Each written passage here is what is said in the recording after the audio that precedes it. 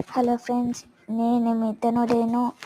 ఇప్పుడు అయితే మా ఫ్రెండ్ని ఎవరో అరెస్ట్ చేశారంట. వాళ్ళ పనిని చూద్దాం కదండి ఫ్రెండ్స్.